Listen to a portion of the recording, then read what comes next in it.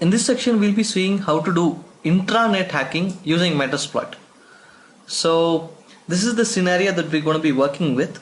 So the attacker is on the internet over here. He has a public IP address, and there is a Windows XP computer which is also connected to the internet, but there is a Windows XP 2 computer over here which is only connected to the local internet, and the Windows XP over here is connected through LAN to this computer.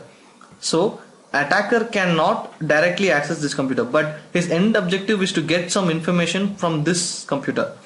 So what he's going to do is that let's see how he's going to get inside. So the attacker is going to use the internet in order to hack this Windows XP, and once that is done, he is going to pivot from this computer and go through the LAN and control this. So let's see how that's going to work. So let's see how he's going to hack into the first XP computer.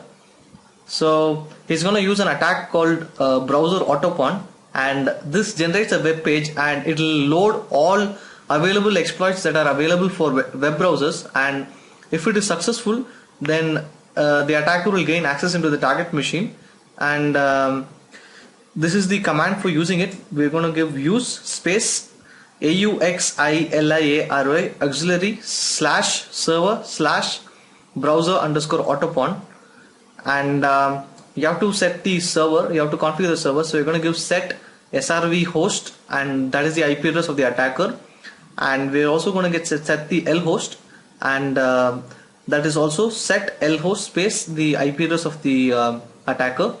And in order to start running the server, you just simply give the command run, and you can see after it will take some time, and after all the exploits are loaded, it is saying that the server has started, and this is the URL that is going to be using.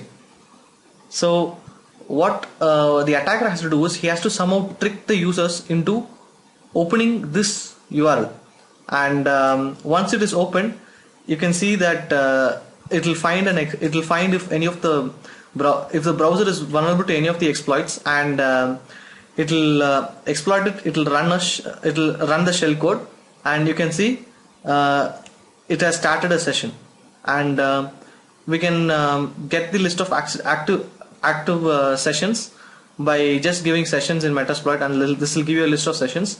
And in order to interact with a specific session, you just need to give sessions -i and the session ID.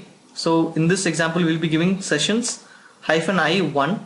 So this will open the session 1, and after that you're inside the XP computer, the first XP computer, and you need to list all the interfaces in that computer, and because this is connected both through the internet and the internal network, it will have two IP addresses. One will be the public facing internet IP address, and one will be the LAN IP address.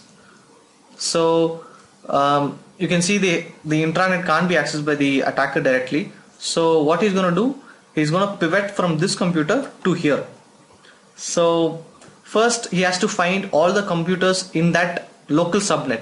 So he's going to run an ARP scanner for that 172 series. You can see, just imagine that the 192 series is the public internet, and 172 is the local private LAN. So he's going to run an ARP scan, and this will give the different machines in that network. And after that, what he's going to do is he's going to route all the packets that are sent from the attacker's machine to the compromised XP machine. It will be sent to all the machines in the network. So what he's going to do is run space auto route -s the subnet mask and then the net mask. So what he's going to do is run auto route. He's going to give the LAN's subnet mask, which is 172.16.1.1, and he's going to give this net mask that will be 255.255.255.0, and this will forward all the data that is being sent from the attacker to the entire subnet. So this is how you do a port scan on the intranet. So we can use the auxiliary for port scan over here. So it's simple as use auxiliary scanner /portscan/TCP, and you can set the rhost and you can set the ports, and it will run the scan. So here you're going to check if the port 445 is open, and you can see in one of the machines in the intranet, port 445 is open. So we've already seen that we've already seen a lot about this exploit over here, the MS08067 net API exploit. So what we're going to do is we're going to use this exploit. We're going to set the R host as the computer that we found has this 445 port open. So we're going to set R host, and we're going to set the payload as the Metasploit bind TCP payload, and we're going to give exploit.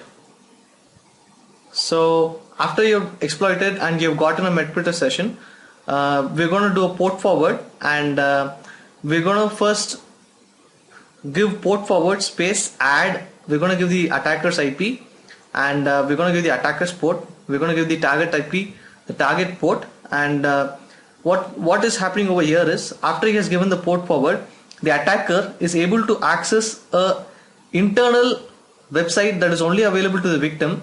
He is able to access it from his computer. So this way he has information which is only available to the computer in the local network.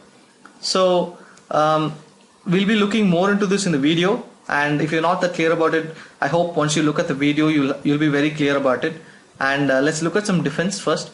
So first of all, the operating system and the applications in that computer should be up to date, and a firewall should be there both at the network and the machine level.